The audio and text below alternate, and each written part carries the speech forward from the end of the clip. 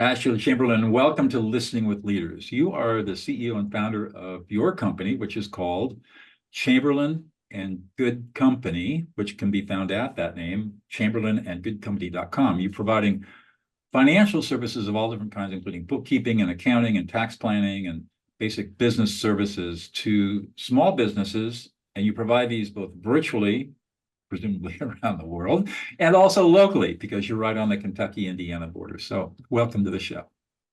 Thank you so much for having me, Doug. I'm so excited. You're welcome. Let's start with a little bit of backstory. Tell us about yourself and how you got into the business. Sure, of course. I actually reign from Athens, Georgia. My family and I moved over here for a job offer that I had several years ago, and to be an accountant. That's always been my trade. I've just always been really good with numbers. I didn't really know what it would lead to. I just knew I was good with numbers. So we moved over here. We packed up our little family of two boys, my husband and I, for the job offer. And we didn't know anything about the area.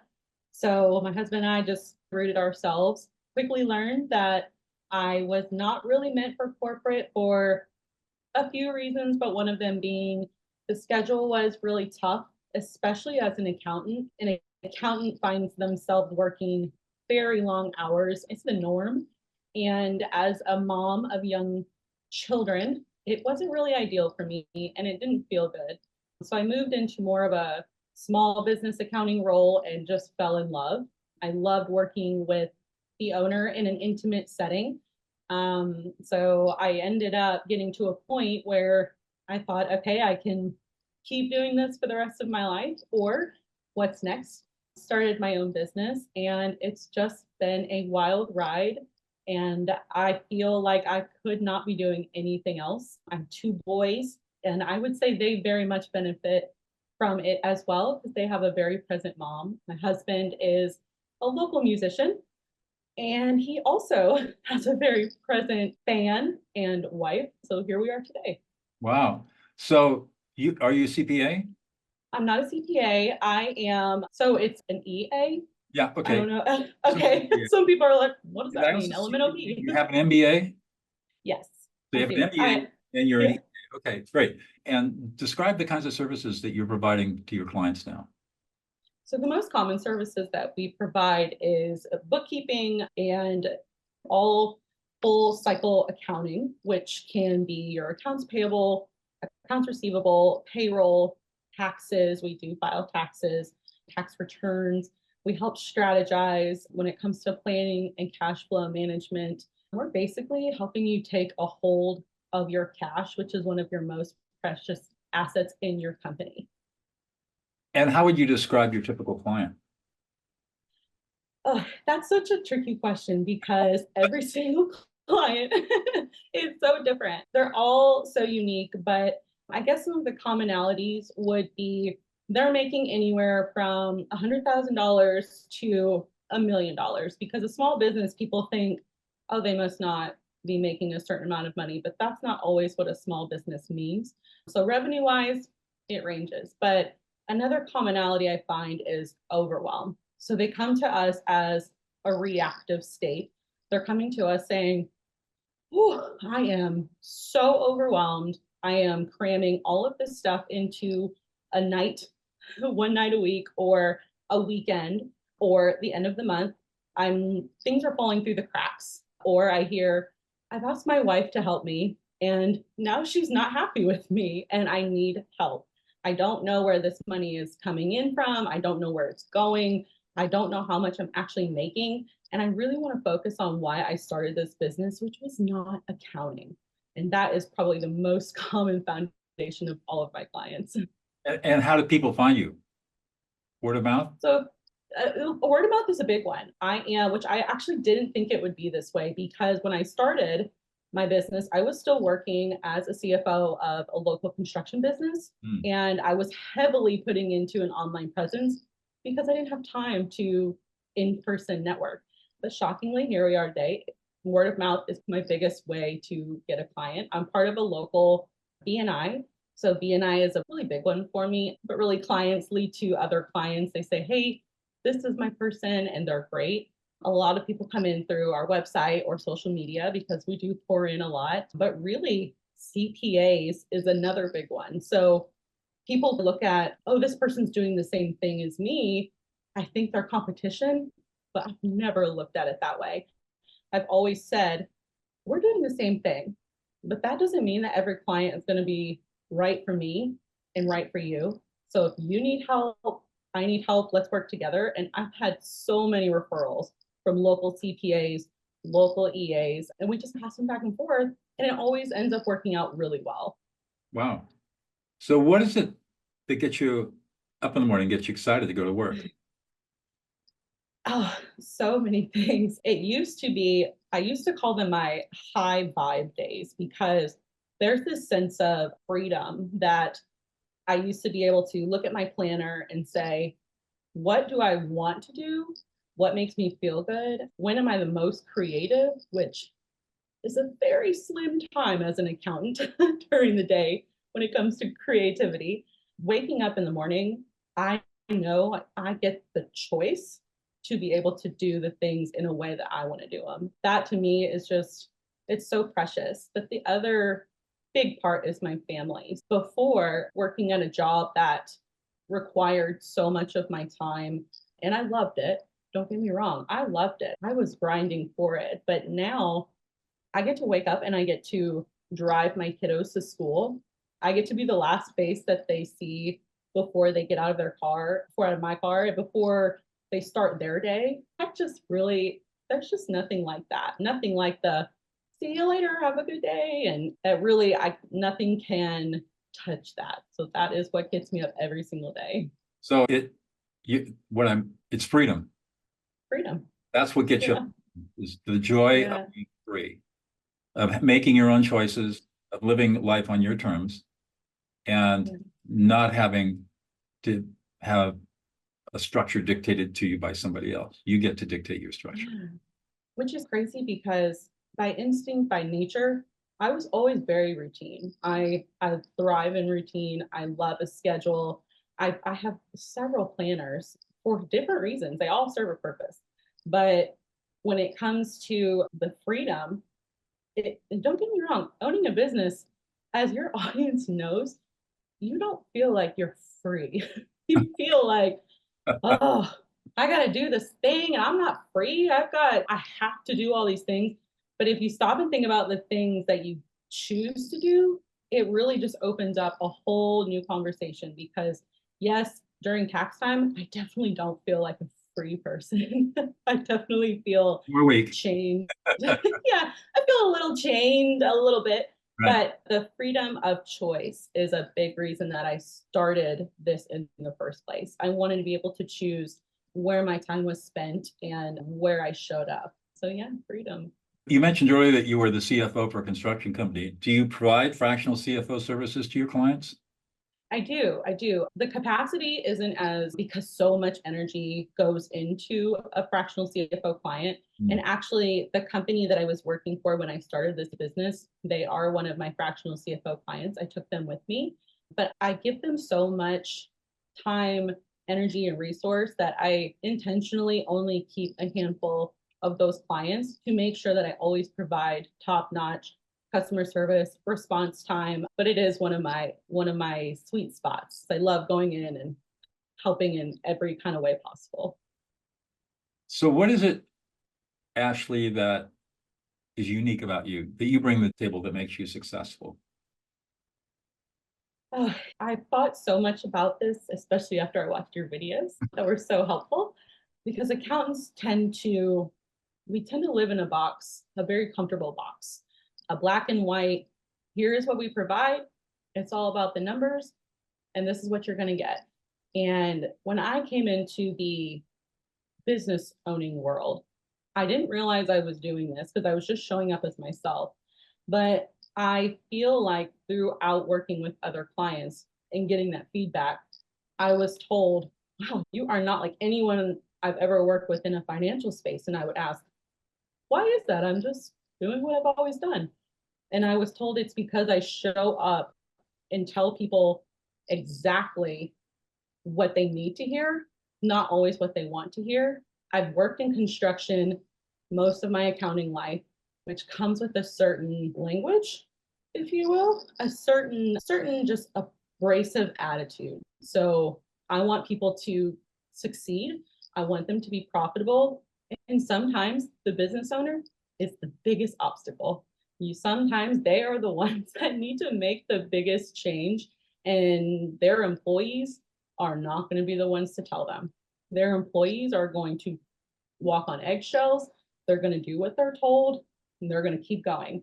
Then I come in and I'm like, listen, Jerry, I can appreciate what you're doing here, but you are making these people miserable. And it just changes the game because they're like, huh, no one's told me. That is interesting. My wife said I'm great. I don't know what you're talking about. And they need to hear the hard things and know, look, I see what you're doing, but you're your biggest obstacle. Let's do this and try to see where this goes. And I've realized that more business owners want that transparency. They want people to feel like they have a partner in this versus another employee. And when I show up, I'm going to hold your hand through it, but sometimes I'm pulling your hand. I'm not friendly holding it all the time because I want every single business to be successful, whatever needs to be done. And it's not easy. Change is so hard. So I think that is what I'm going to say makes me shiny, because people like seeing the owner show up, which was another big thing. When their accountant shows up at their office, sometimes in a shop, sometimes in a garage, sometimes in a restaurant, they're like, what are you doing here? I've never had my accountant come to this dirty shop. And I'm like, why do you think I have steel toe boots on? I figured it was going to be a bunch of dirt all the way up to my ankles. It just, they need someone on their level, and I'm just here for it. Wow. So what makes you unique is your honesty and your ability to speak truth, even if Yeah. it's truth that people don't want to hear.